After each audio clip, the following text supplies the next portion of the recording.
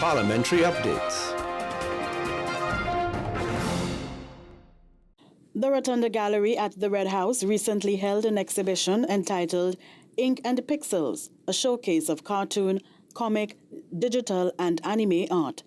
The chosen artwork represented creative animation, cartoon, digital, and comic skills.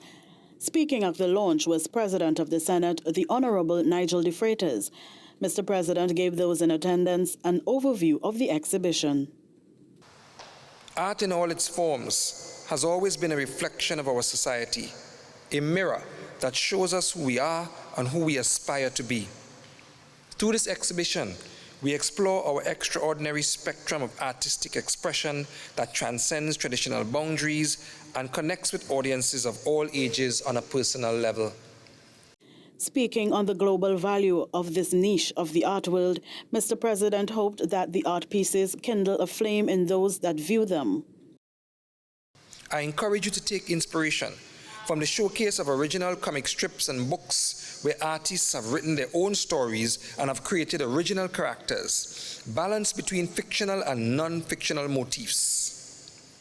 They also showed us their precise digital works, painting skills, drawings, and illustrations of fan art from popular superhero movies, comics, and manga, as well as two-dimensional animation projects they carefully created to bring life to characters, environments, and narratives in order to shape a captivating experience for the viewer. He anticipated that the public would appreciate the story each artist tried to tell. Each piece on display is a window into their imagination, a glimpse into the stories they wish to share with the world. It is also important to recognize the impact these art forms have on us. They entertain us, make us laugh, and sometimes even make us cry. They offer an escape, a chance to see the world through the different eyes, and an opportunity to reflect on our own experiences. The Parliament channel spoke with some of the exhibiting artists. Usually I am inspired by Black women. So most of my artwork tends to be around that theme. With these two pieces, I wanted to express that. I wanted to try to do something with an African theme that people could instantly recognize, but I also wanted to keep my namesake, which is more to be colorful and saturated and such. So that's why she had such brightly colored hair, and to represent the vibrantness of the Caribbean as well. This one on top here, I actually was doing a series of small sketches, and this one jumped out to me. And coincidentally, it was during mango season, so that's why I came up with the name of the piece as well, being Mango, and just wanted to see how far I could go with the digital program that I had at the time, Illustrator, and yeah, I made these two pieces. I am so honored to be a part of it, and I'm so glad that it's finally getting the recognition of just being a digital artist and being in the digital space, because usually we tend to only recognize traditional art and acrylics and such like that. And while that has its place in the art world, as it should, we also need to realize that there are also other mediums of people to express themselves, and it's not something that should be viewed as lesser just because it's not what the masters did. We evolve, we have different ways to express ourselves, and I'm so glad that I'm able to be a part of this, and more people will be able to see what it's like to be in this world. So I usually work in acrylics and watercolor, and I love painting buildings, primarily our iconic buildings around Trinidad and Tobago, and also gingerbread houses. So here I painted my favorite part of QRC, which is the top tower, and then this one is a house close by on Duke Street that I really like as well. So my inspiration is just the beauty of the architecture in Trinidad and Tobago. Each of them took a few days. It's really the line work that takes the most time, and dropping in color, because I do it on my iPad, is usually quick, but the line, getting all the lines and the perspective and everything usually takes the longest time. So I think about a week each. I think it's a really great exhibition. It's good to see so many artists submit artwork because I also work at a gallery, and so to see so many young artists exhibiting, so like really young as 6 years old, is really inspirational for me, you know. So I feel like art is really going places in Trinidad. So I love Sonic, so I sketched him in the first day when I drew Sonic. In the second day, I colored him and drew all of the details of him. I've been drawing this since I've been year small. So every time I go through a moment of like having to do serious thinking, I start to draw more. So my last time of drawing would have been probably 20 years ago when I started doing graphic design. And I started drawing recently, probably 2 years ago.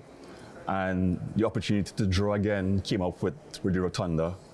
And the easiest thing to do was just to pull out this guy in an evolutionary stage and see what happened, and he got in.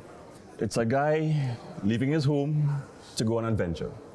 It's a short story, but the layers of depth, when you look at it a bit more, you can perhaps put yourself in the drawing and see from different angles what's happening. If you were to view it from the sun perspective, what would you see? If you were to see it from maybe the plant or the crab, what would you see? That perspective. If you were from the top of the mountain or from the cow, what would be your point of view from that perspective? So I'm encouraging the artists or the viewers to get in it with me and become one of the perspectives to understand the story a bit more.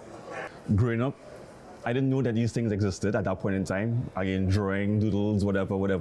We weren't encouraged to become artists. And you didn't know what kind of outlets that you had, especially hearing that animation and those kind of things isn't real art. And you can't be an artist, you can't make money off an art growing up back in that time. But to have a chance to come out today and see so many young artists, I'm like, oh, this is fantastic. I have a niece also who's also into drawing and whatever else, so I'm hoping that maybe one day she would come out and be a part of this growing community of artists. The inspiration behind this piece actually started off with, I initially had just this part alone with the frog, and it was more like a spur of the moment where I would have made a frog print. When my friend saw the piece, she was like, she said, oh, it's a crapo smoking a joint.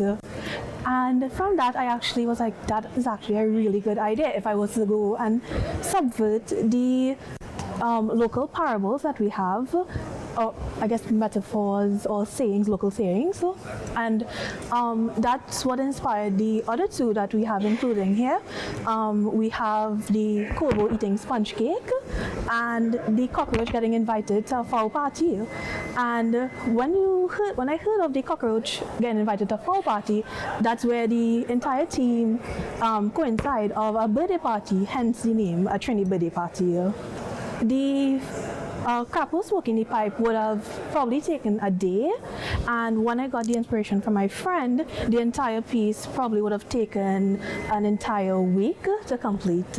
It's actually so amazing to have not only the opportunity but also the animations that were included, as well as the young artists that are included. It's definitely like an inspiration for both of my siblings who didn't even know that something like this could have been existing in Trinidad, and it really inspires them and me to probably create more artwork as well. The inspiration for this would be multiple different comics that I see from on Facebook and thing. And this character here, he made up of multiple different characters I'd see before. And then I just come to this conclusion here. But I like all the artwork and most of the animes, but I like the comics I have also. The exhibition comprised 93 pieces of artwork using various techniques and media, completed by 66 artists. This exhibition was a collaboration with Alias Entertainment, which helped through the use of flyers, comic books, magazine, props, and cosplay costumes. Stay tuned for further parliamentary updates. For more information, visit our website at www.ttparliament.org and follow us on Facebook, YouTube, X, formerly known as Twitter, and Instagram. Parliamentary updates.